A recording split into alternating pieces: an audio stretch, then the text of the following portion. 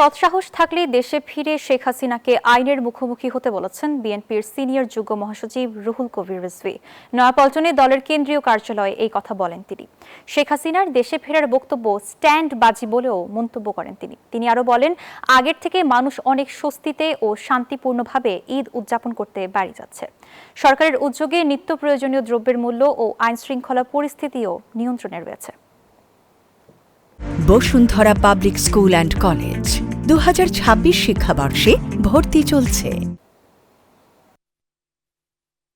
উনি দেশ থেকে পালিয়ে যাওয়ার পরও তো নানাভাবে অডিও ভিডিও ভাইরাল আমরা দেখেছি। ফ্যাসিস্ট সরকাররা নানা ধরনের নাটক করার চেষ্টা করে, নানা ধরনের কথা বলার চেষ্টা করে। তার যদি সেই ইচ্ছা থাকে উনি চলে আসুক, উনি আদালত ফেস করুক, আদালতের যে দণ্ড আছে এবং আদালতের যে মামলাগুলো আছে সেই মামলাগুলো উনি ফেস করুক।